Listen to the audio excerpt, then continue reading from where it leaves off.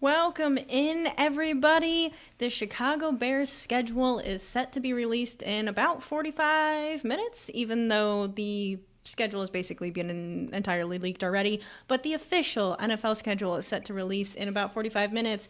So I figured, what a better way to dive in to some schedule talk than to discuss some reasonable expectations for this Chicago Bears team in 2025 as a whole. Welcome in, everybody, to the Shecago podcast. I'm Alexis Jade, and let's get into the episode. Maybe. I clicked the wrong button. Now, let's get into the episode.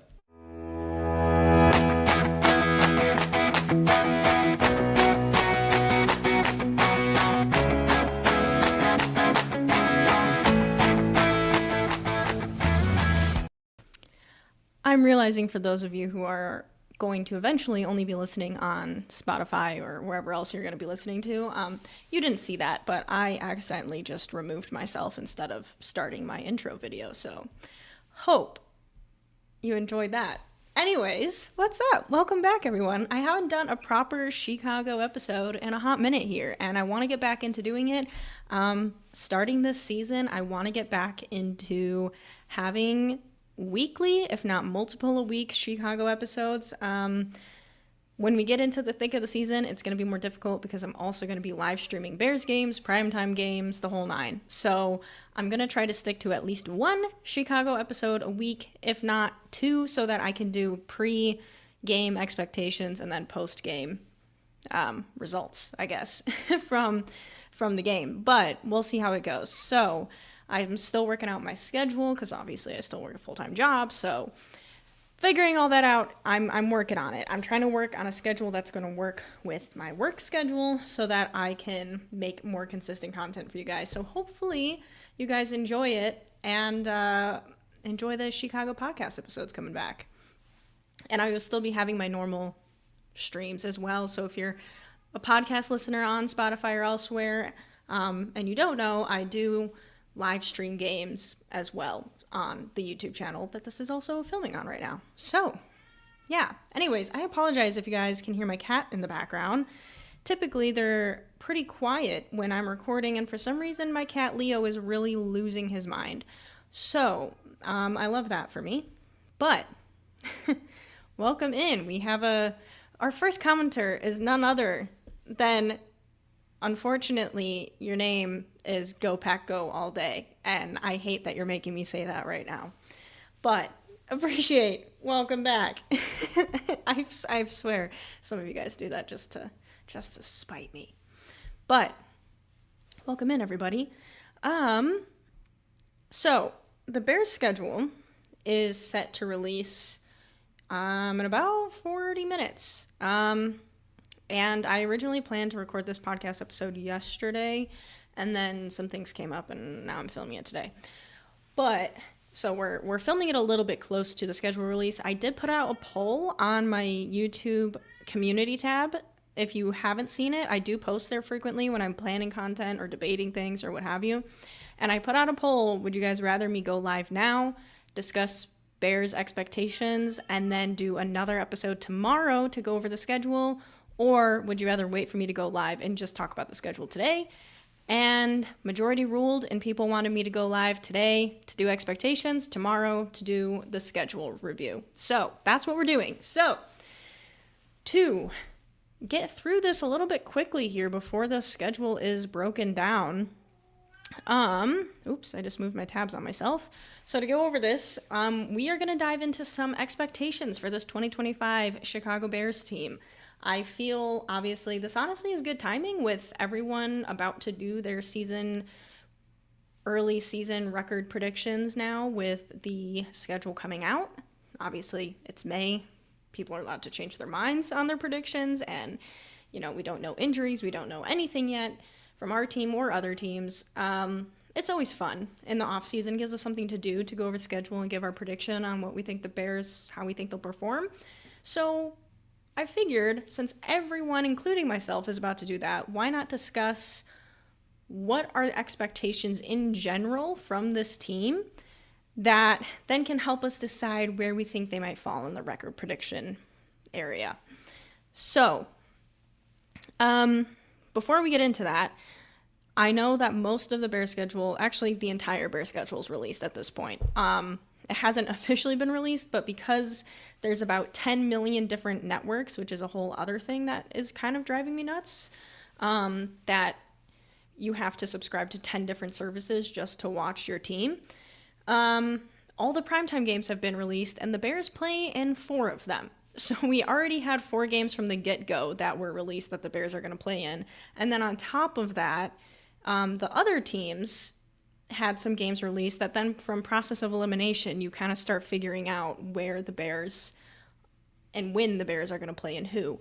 So essentially our entire schedule has been figured out and we already know what it is. But like I mentioned before, the Bears have 4 primetime games. The Bears are playing their opening game against the Minnesota Vikings on Monday Night Football. The primetime game of the week is the Shecago Bears, Minnesota Vikings at Soldier Field to open the season. We're not going to dive into the schedule this episode, but that's a doozy. That's a doozy. So looking at that, I see that the NFL is not letting us have an easy start and also not letting us end with an easy ending. And based on some of the primetime games we do have that have been released, the NFL seems to expect the Bears to be a competitive team. I think that's a safe thing to say. We are playing the former Super Bowl champions on primetime. We're playing division rivals on primetime. We're playing the Commanders on primetime. So this is going to be a season where it's weird because I feel like expectations around the Bears when you talk to other fans from other teams, people seem to be like, the Bears are, they'll probably still finish last in the division. They're probably not going to do well, but Caleb Williams has to prove himself. They have to be better this year. But yet the NFL, the people who make the schedule seem to be putting a lot of stake in Ben Johnson and Caleb Williams and thinking that this Bears team is going to do some things this year, which I think is interesting because last year it seemed the opposite. We all thought that the Bears were going to do really well. Media thought the Bears were going to do really well. And then when the schedule came out, they gave us kind of a rough schedule in terms of our division, but they didn't give us a lot of good primetime games. And I remember some people were really upset by that. And I'm like, that kind of is an indication of where they thought the Bears were going to be, that there was going to be some struggles, and they were right. And it seems this year the NFL is like, no, this year the Bears are going to be competitive. So who knows if they're going to be right? I hope they are. But that seems to be the direction from at least the NFL's headset. Whoa, that's not what I meant to say. The NFL's headspace on where they think the Bears are going to be at, which I think is notable at the least. But let me see. What else do I have going on here? The other thing I wanted to mention is YouTube this year is doing one game, only one, but they're doing one game for free. One game that is going to be live international. It's an international game, but everyone around the world is going to be able to watch this game for free on YouTube. You don't need YouTube TV. It's just going to be a free game streaming, which I think is great. And I think it also opens the door to potential, maybe not next year, maybe not in 2 years from now, but maybe in a few years from now, the NFL and YouTube opening the door to people who are maybe streaming the content, me, but I'm a smaller creator, but people like maybe Tom Grossi, who might be able to have some sort of affiliation with that, maybe commentate the game, I don't know, but I think they know there's a large audience that streams, so we'll see. On one hand, this could make it more difficult for people to actually watch the people who are streaming the game. On the other hand, this could open some opportunities, so I'm very curious to see the direction and that goes in the future. And I think it could be a positive thing for content creators, but it depends the route they take with it. But I'm intrigued by that, and I so far have a positive outlook on that, so I'm kind of excited about it. So like I said, the NFL seems to think they are going to be good. I think that's the Caleb Williams effect, and I think that's the Ben Johnson effect. Now, the NFC North is tough. We all know this. As Bears fans, we know this. The NFC North is no joke. And trying with the teams that we have to play against this year, the schedule is going to be hard enough on its own, let alone playing in arguably the best division in football. So this is not going to be a walk in the park by any means, but I think looking at the specifics of the schedule aside, we have to look at what are the reasonable expectations for this 2025 Bears team as a whole. Later on, I will be getting into, and by later on, I mean like a few episodes from now, I will be getting into Caleb Williams' expectations and things like that. But for today, the Chicago Bears as a whole, what are some reasonable expectations? Well, let's get into it. So, some reasonable expectations for the Chicago Bears, in my humble opinion, would be to have a winning record. Last year, we had 5 wins, which is just not acceptable. And there were multiple games last year that the Bears should have won. And I know every team says that, and that's true. You lose some, you should win. You win some, you should lose. However, the Bears, I think, had 6 games last season where they lost only by less than 6 points. So, and I know Bears fans who are watching it, games like the Lions game, where we had the opportunity, we had time on the clock, we were in good field position to call a timeout, kick the field goal to tie the game, send it to overtime against the Lions. Matt Eberflus choked and never called the timeout, and the clock just ran out, and we lost the game. That was I think Matt Eberflus's last game. So there's games like that. There's games like the blocked field goal with the Packers, where we would have completely swept the Packers last season, which is crazy. Which also is of note that the Packers only had one division win last season, and that was that one game against the Bears where they blocked the field goal. If that didn't happen, the Packers would have been swept by the entire division. Just a little hint going into people's schedules predictions. Anyways, winning record. we can't have a losing record again. I know the schedule is going to be tough, but for the sake of the fans, for the sake of the city, for the sake of these players, we need to have a winning record. Caleb Williams is the guy. Now, what I mean by that is Caleb Williams doesn't need to prove that he is the next Patrick Mahomes this season, but he needs to prove that he's our quarterback going forward. And personally, if you ask me, I think he is. I don't have a lot of doubts that Caleb's the guy. And I think most people feel Caleb is the guy in the sense, like he's who we're sticking with. The thing is he the guy that we drafted? Is he the dude that has flashes of that generational talent, that he doesn't have to reach his ceiling in year 2? That's not what I'm saying at all. But let's see those flashes of oh yeah, this is why he went number 1 overall. Let's see him improve from last season and prove why he is one of the best young quarterbacks in the league right now.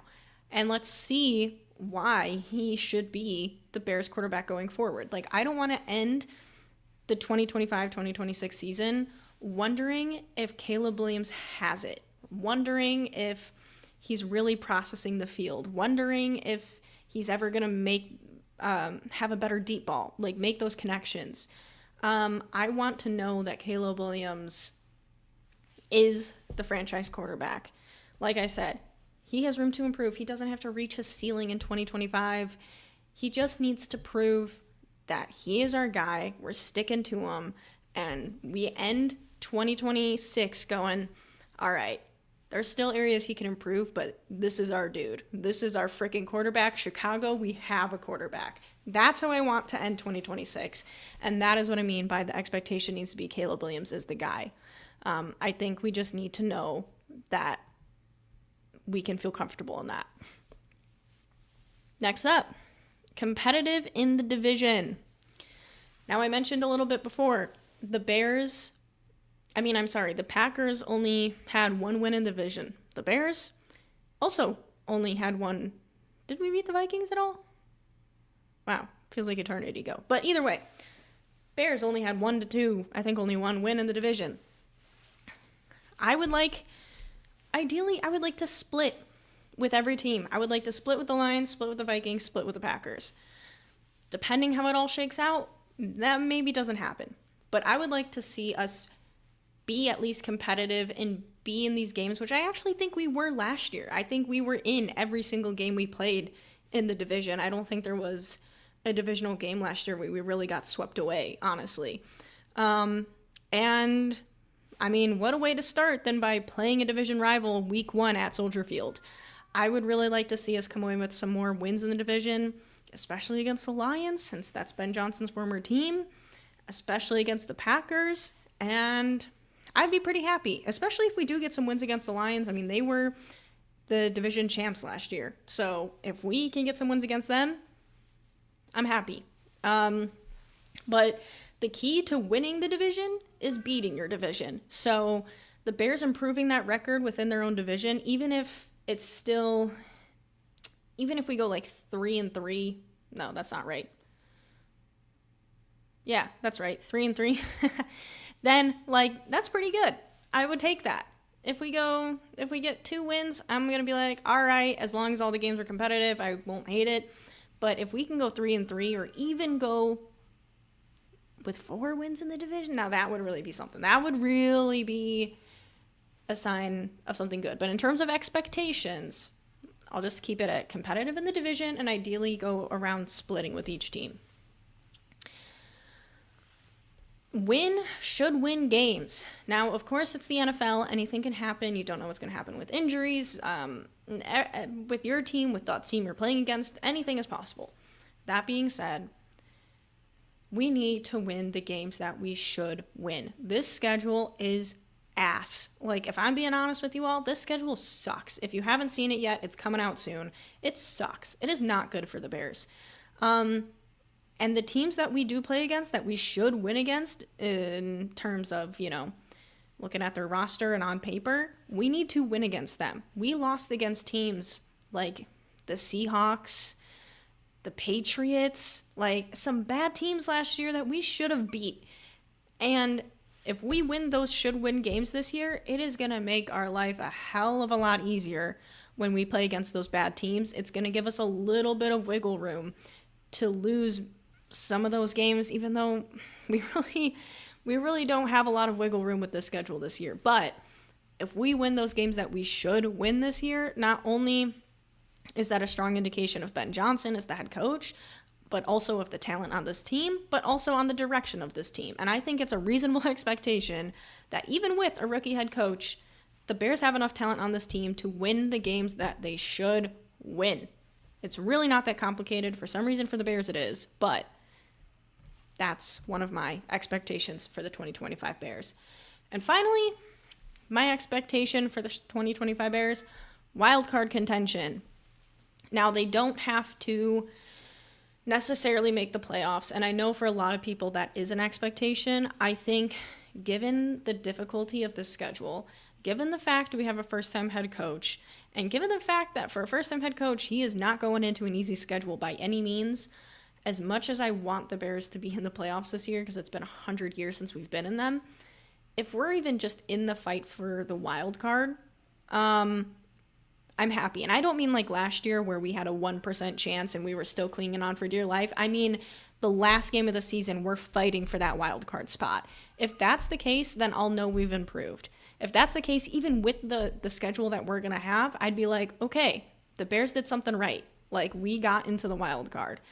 Now, of course, depending how that looks, like if we have some really bad losses in there, if we have a terrible record compared to the division, maybe that's not going to be as good. But that's why I think those things can fluctuate. But like, if we're fighting for that wild card spot, I'd say that's a reasonable expectation, in my humble opinion, for this Chicago Bears team.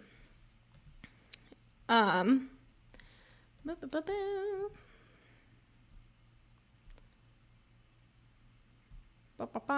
you'll notice I don't have like win-loss record on here because I just think, like I said, sure, it would be nice to say my expectation is we win 10 games, but honestly, I don't know. I don't know if that's going to happen, but I don't like giving a win-loss prediction until we do the schedule prediction and then kind of seeing like, all right, we'll see if that works. But that's why I kind of went more specifics in terms of like the team as a whole, not just like, let's win 10 games and that's a successful season, because who knows. But all that being said, the Bears are going to have some challenges. I've said a few of them coming up. Already, but this isn't going to be a walk in the park. The Bears are going to have some challenges to be able to even reach these expectations. So, what are they? Well, starting with the Bears have a new head coach. And in parentheses, if you're watching this on YouTube or elsewhere, I put green. Ben Johnson is an excellent offensive play caller. He's arguably one of the best offensive minds in football, which is crazy that we have this dude as the Bears head coach. I'm so freaking happy.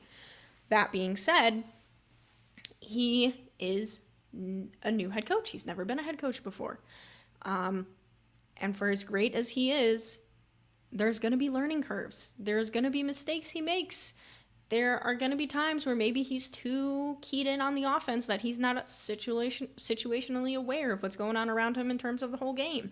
There's going to be times where maybe he's too focused on the entirety of the team that he's struggling to call plays. I think it's fair to give some grace to this coaching staff, especially to Ben Johnson, this season, which is why I think we can't have expectations sky high. Now, if they reach sky high expectations, then that's even better. That's beyond what I expect. But having a new head coach who's never been a head coach before, and a new OC who's never been, which is my second point, a new offensive coordinator who's never been an offensive coordinator before. Granted, he's not the one calling plays. Ben Johnson's calling plays. There's going to be some hiccups. And this entire team is learning new schemes. The defense has a new defensive coordinator. They're going to be learning a new system. The offense, new OC, new head coach, who is going to be the play caller. New system, a very intricate system that we know because it's Ben Johnson. It's going to be difficult. There's going to be hiccups. And all we can hope is it's just not as bad as it was last year with Shane Waldron. I think that's all we can hope for, is that it is not nearly as bad as it was with Shane Waldron and those hiccups. And honestly, the Bears played better earlier in the season than they did later in the season. So, hopefully with Ben Johnson, there'll be less dramatic hiccups, but there's still going to be hiccups.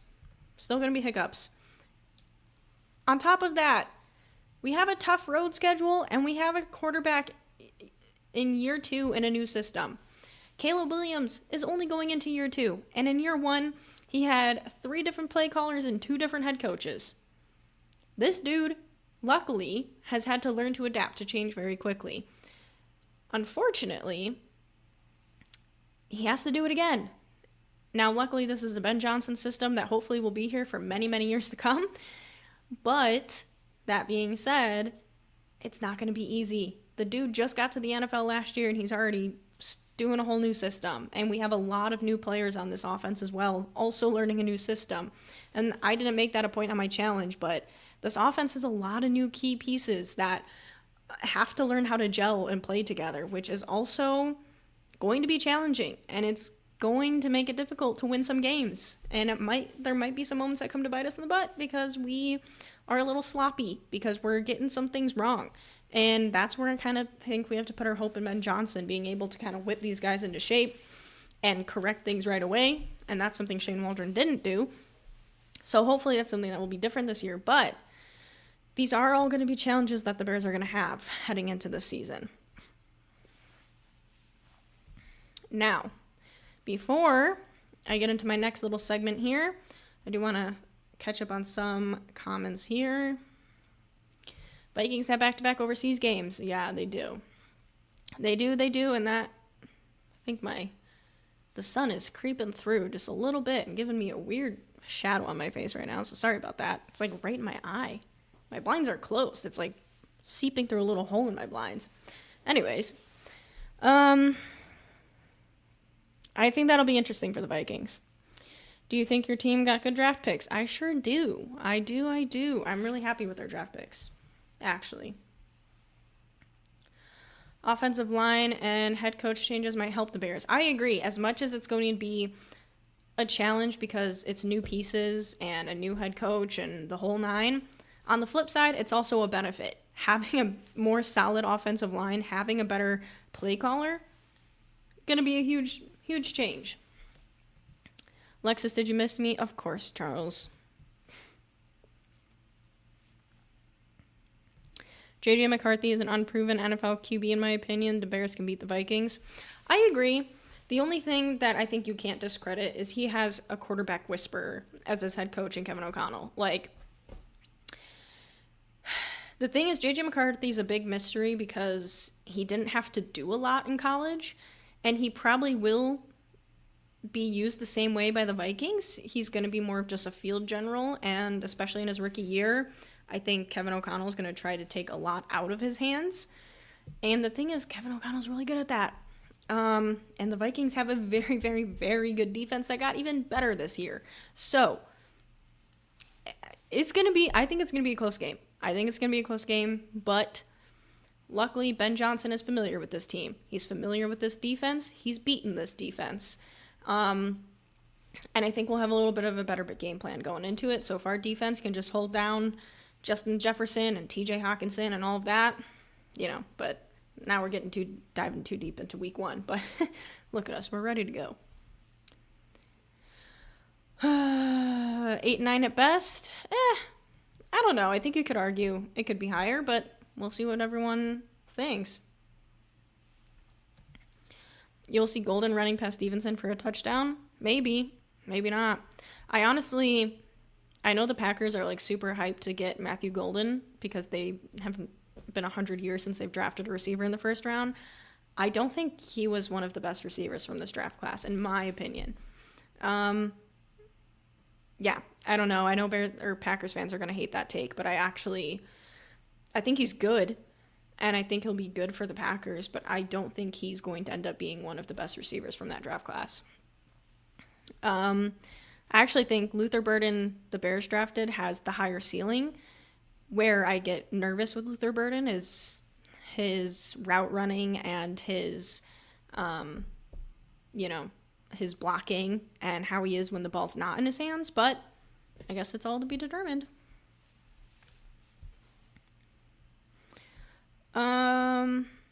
Let's see. For Caleb Williams, 20 passing touchdowns and 6 INTs in his rookie year exceeded my expectations. Yeah, I mean, honestly, when you look at the numbers, it's not bad. Now, to the eye test, I honestly think he performed worse than his numbers, but that's not saying he was terrible. I feel like there's this weird narrative going around post-season that Caleb Williams, when the media and fans talk about it, it's like because of Jade Daniels' season and because of the dumpster fire that the Bears were, people just associate Caleb Williams with having a really bad rookie season when that's not what happened. He actually had arguably one of the best seasons a Bears rookie quarterback has ever had. And he had some really good flashes, and not just like his moving out of the pocket, scrambling, but like he has really good touch on his passes. He had some really, really, really tight window throws, some of them against the Minnesota Vikings. Caleb had a pretty like decent season. So I don't know. There's a weird narrative post-season that Caleb like had some terrible season and he didn't. I just think he definitely has room to improve, and he's not even close to a ceiling yet, and that's okay. I don't think he should be. I'm happy he has room to improve. All right. So let's see what we got coming up next here. Now, speaking of, I was just talking about Caleb Williams' ceiling. Let's talk about the Bears' floor and ceiling. To kind of semi-wrap up this Bears 2025 expectations. So, for the Bears' floor and ceiling, I think this is where it can get interesting and where I think people's, when you're looking at the schedule that's coming out soon and going through the games and doing your win-loss record, and then you kind of get your final number and you're like, I could talk myself into that. That's where this like floor ceiling stuff kind of starts coming into play a little bit more. So for the Bears, for their floor, okay, I have 6 wins. I think so. For, if you're new to the floor ceiling game, the floor is where I think like the worst of the worst, okay? Obviously this is excluding like some terrible injuries, God forbid, or like, I don't know, Ben Johnson turning out to suddenly not know how to call plays anymore, which I just don't think is ever going to happen. The Bears floor, I think, is 6 wins, which is only 1 game better than last year. But I say that because of the challenges I talked about. This is a really tough schedule. This is a first-year head coach, a first-year offensive coordinator, a whole new coaching staff. Both offense and defense are learning a new scheme, a second-year quarterback learning a new system. And if some games just don't go our way, if we lose some games that we should win just because of error, 6 wins, I think, is our floor, unfortunately. Still technically better than last year, but not great. I also would say they do not make the playoffs, which I think is a given with 6 wins. But yeah, I think the floor is that they just don't make the playoffs. Maybe they win 7 games, but they don't make the playoffs. I think that is also can be categorized as their floor. Finishing last in the division. The Bears finished last year, and depending how good the other teams in the NFC North are, they could finish last. And this doesn't necessarily mean they play terrible. They could play pretty well and finish the season with 7 wins and still finish last in the division because the Packers, the Lions, and the Vikings just have another 1 game, 2 game, 3 games, 4 games better than them. It's a really, really tough division, so I would definitely consider the Bears. I would not rule out the possibility of us finishing last. I hope that doesn't happen, but this is a tough division with a tough schedule, and the Packers play teams like the Giants this year, which whatever. Anyways, they also play the Panthers. Like, come on now. And also considering our floor is Caleb Williams having a let me rephrase that. Is Caleb Williams having a mediocre year? I started this episode by saying Caleb Williams, an expectation is that he proves he's the guy. And I explained what that meant earlier. But if we end the season and we just go kind of, he was all right. Like, there was some flashes, maybe, but he didn't, I don't feel like I can end the season saying, like, he's the quarterback. That's the floor. That's not good. We don't want to do that again. We've been there before, and I know there's a lot of change for him, but the dude was drafted number 1 overall. When you look back at quarterbacks, like, for example, Justin Fields, right? I'm not trying to do a comparison. I'm just saying with him, he was drafted number 10, right? Number 10 overall. Was it 9? I think it was 9 or 10, whatever. And people kind of knew that he had some areas he needed to sharpen up and what have you. But like with Caleb Williams, he was deemed arguably a generational talent, potentially the next Mahomes, which I think is, a little bit crazy to say, and he was drafted number 1 overall, and he was the consensus number 1 overall pick. And last year, Jade Daniels had a better year than him. That's okay. That happens. That doesn't mean Jade Daniels will forever be the better quarterback than him. And even if he is, maybe Jade Daniels is just that good. Who knows? But Caleb Williams, I don't think can have another mediocre year. I think if he has another mediocre year with Ben Johnson as his play caller, I'm going to be like, what, did we do it wrong again? Did we get it wrong again? But that's another thing that I would consider the floor, is Caleb Williams just having like a year. Okay? Now for the ceiling. The ceiling for the Shecago Bears, this is what I think the best outcome for us can be, is 12 wins. I think winning like 14 games would be insane. I think winning 17 games would be absolutely mind-blowing, and I don't envision that as our ceiling for this year. As much as you could literally say our ceiling is the Super Bowl, sure, it technically is. I don't know if this year that's our ceiling. I think our ceiling is 12 wins. I think that's, if we hit 12 wins, I'd be like, damn, next year we're going to the Super Bowl. And I would also say, though, with 12 wins, depending how the rest of the division shakes out, let's even say 12, 13 wins. Bears win the division. I think that's our ceiling. I think when you look at the other teams in our division, the Lions have a new offensive coordinator and a new defensive coordinator. They still have talent on their team, but you can't sit here and tell me that that's not going to have some sort of an effect. And on the flip side of that, the Bears are getting Ben Johnson. The Vikings made some improvements at defense, but overall, the Vikings are honestly the team I'm most nervous about. I'm more nervous about the Vikings than the Lions. I think the Vikings could be very good. The big question mark is J.J. McCarthy. But once again, he has the quarterback whisperer on his side. So who knows? But, and then the Packers, honestly, the Packers, I know I'm going to sound like typical Bears fan here, but the Packers don't have a lot going on their team that really scares me. Now, that being said, they could 100%, sweep us in our games this year. I hope that doesn't happen. But, they have a young team, which so do the Bears, but they seem to kind of be, middle of the pack of the, on the high end of the decent teams. When you're looking at the NFL season, it's there's really good teams like the Chiefs and the Bills and everyone else. And then the Packers kind of sometimes make their way up there and they feel like the odd man out.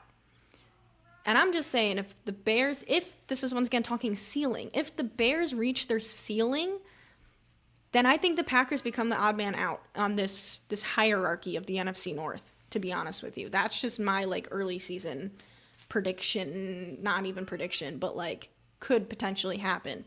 So in the scenario of the Bears reaching their ceiling, I think the Packers are the odd man out on this totem pole and the Bears win the division. I think that's a potential ceiling for this year. Another potential ceiling for the Bears is one playoff win. Is they not only make it to the playoffs, but let's say they win the division and they win their first playoff game. And then, they lose. I think the thing with the Bears this year is there's a very big differential. You'll notice I say their floor is 6 wins and their ceiling is 12 plus wins and winning the division. And that's because there's so many unknowns about this team, because even last year, having only won 5 games, like I said earlier, there was 6 games the Bears had in the palm of their hands, and they kicked themselves in the foot with their own error. That had they not done that, had Eberflus called the timeout, the Bears could be looking at a 7-8 win season. There's also the fact of the question marks of expecting bumps on the road because of a new head coach and all the things I've talked about before. But on the flip side, the Bears have a lot of young talent on this team.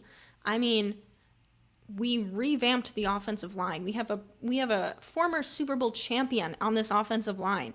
We have a Pro Bowler. We have Caleb Williams, who has exceptional talent that if he ends up reaching even half of the ceiling we think he could have this year, could also help carry this team to a few wins.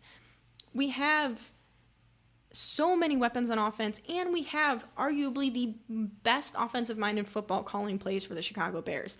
That alone is enough to convince you of a few wins. On top of, the Bears had a good defense last year.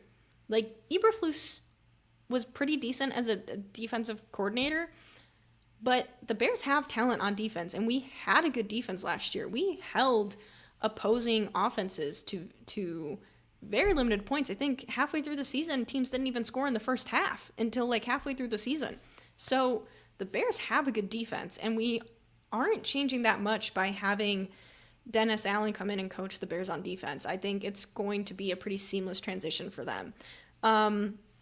So when you look at the pieces the Bears have in place on top of the coordinators and the coaching staff, that's a big factor here too. Eric Bieniemy, having some of these really Al Harris, having some of these really high profile coaches on this Bears team, that's what makes me say the ceiling could be so high. Is it could be so low because the bumps in the road really take us over and we have some hiccups and things don't work out the way we want.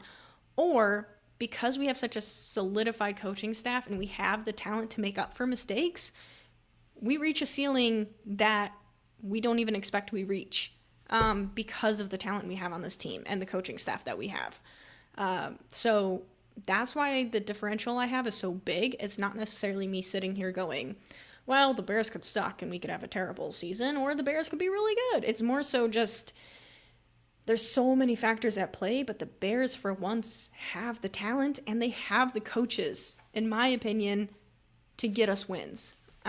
So I think this could be a very, very interesting season for the Bears. And honestly, if our schedule was a little bit easier, I would say that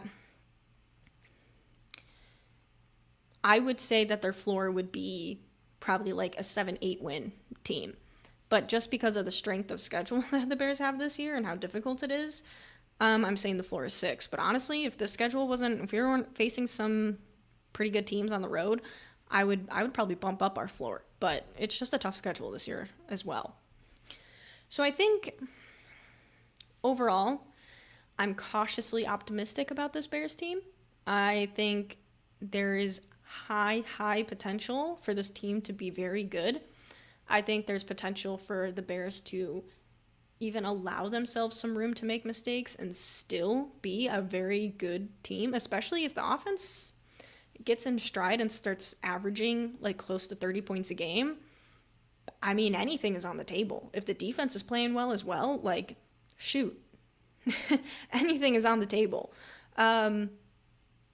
But, if we shoot ourselves in the foot or the injury bug catches the Bears, then maybe we get closer to our floor. But it's May 14th. It's super early, but I'm feeling cautiously optimistic about the Bears. I honestly am trying really hard to not get too optimistic, but also not too negative because, this is going on year 3 that I've now been making, of course, not year 3 of watching the Bears, but year 3 of making videos about the Bears. And the past 2 years have really come around to bite me in the butt. Like all my off-season predictions and everything else have really not panned out well. So I'm trying to not get too negative and be like, well, it's the Bears. This isn't going to go well.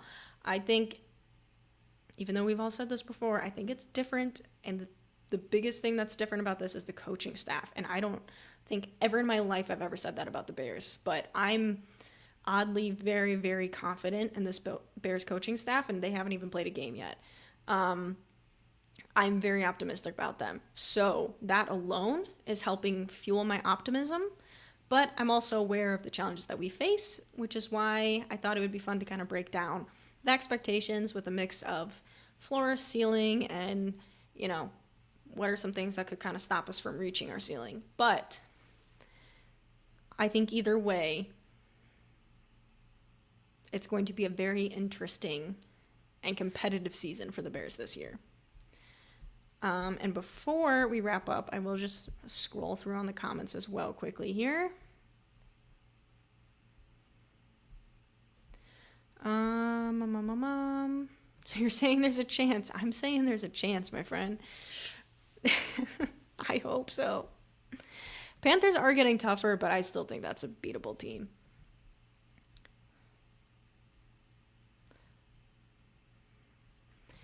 Let's see. Caleb did sometimes miss his receivers and also hold the ball too long, but was also sometimes flat-footed and indecisive, but he rarely threw the bad passes to defenders, rarely was the reason for losses. I agree. And I think all of that stuff is typical Ricky stuff, and on top of that, he was playing with a mix of offensive systems and offensive coordinators who didn't know what the hell they were doing. So, not all the excuses can fit. Some of it is his fault, but all things considered, I would say, missing some receivers on your reads or overthrowing some people here and there, not having proper footwork, typical rookie stuff. But yeah, like you said, the important things, of rarely throwing the bad passes and being the reason for a loss, I wouldn't say he was ever really the case for that, which I think is a very positive indicator for him.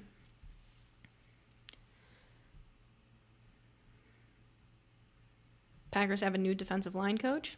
Interesting.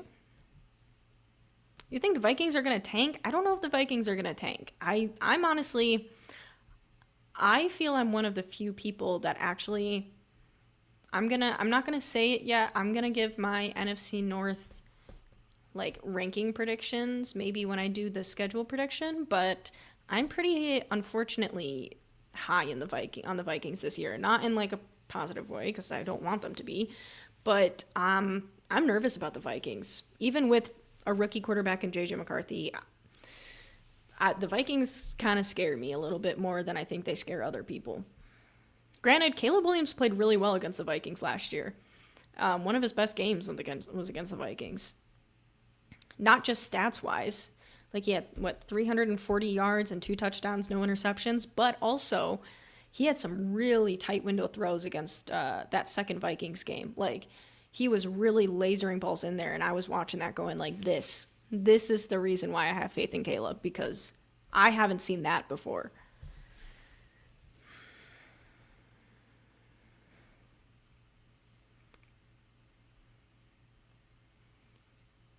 Jordan Love played hurt for most of last season. Yeah, but he had like a minor injury. It's not like he I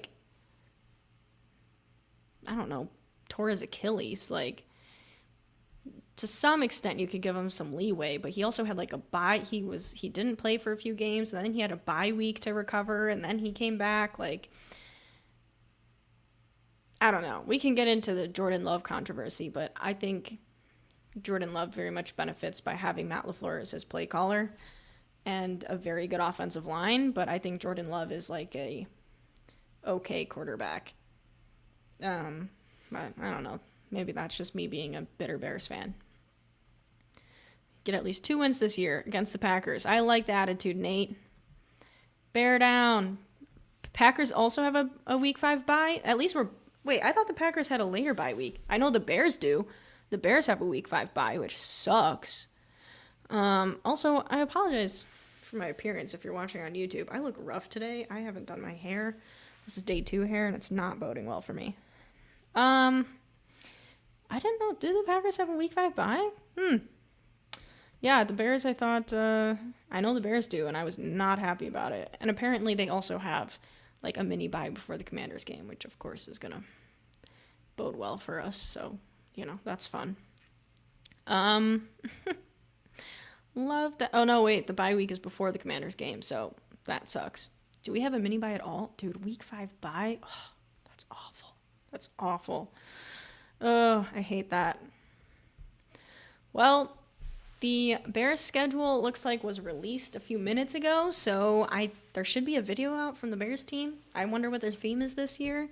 Actually, before I go, I just want to look up to see if they posted it. They did post it. Okay, so I'm going to wrap up the podcast episode here. Everyone who is on YouTube and elsewhere, I appreciate you for tuning in and listening, and anyone on Spotify or elsewhere listeners, thank you for tuning in. And if you're finding me through Spotify or one of the just listening apps, then check out the YouTube channel, because I have the podcast episode here. I'm going to have live streams here and also some Bears video, football content videos, whatever, on the channel. So check it out. I'm Miss Alexis Jade. I'm Alexis Jade on all my socials. So you can find me pretty easy. And Charles, you crack me up. So I will be live for another Shecago episode tomorrow to talk this Bears schedule, break it down, go over the win-losses, talk about some expectations. Well, not expectations, but how it aligns with the expectations from today's video. And I'm going to go watch that Bears video and see how it was. I'm excited for it, even though all the Bears players are terrible actors. And I can say that as an actor. They're terrible actors. Good thing they get paid for playing football. So they could use some acting lessons. But you're good at talking football? Appreciate it. Any update on the decor? I am working on the decor. I know it's blank right now. It's because I was moving. Now I'm not moving. Now I do have some stuff in delivery coming, and I have everything planned out. And don't you worry, Charles. The Dirty Bear is coming back. For anyone listening or anyone who doesn't know what that is, it's a stuffed animal bear from 1985, and he is a little dirty because he's old, and he's going to come and sit right next to me in stream. So the Dirty Bear is back, and the wall will not be blank anymore. But appreciate you all for tuning in, and I will see you all tomorrow night for another Shecago episode where we talk the Bears 2025 official schedule. Thank you guys for watching. Thank you for listening. Charles, it'll be okay. Thank you guys for watching. Thank you for listening, and I will... yeah, Dirty Bear. Oh, life. Welcome in. I'm just tuning out, but I will be live again tomorrow to talk the Bears schedule, so don't you worry. I will be back soon, and the decorative wall is coming. But thank you guys for tuning in. Appreciate you, and I will see you tomorrow to talk this Bears schedule. And I also think I'm going to break down a little bit of, take a peek at the Packers, Vikings, and Lions schedule as well. So we'll kind of get into that as well. But for the 5th time, thank you guys for watching, and I will see you all tomorrow. Goodbye.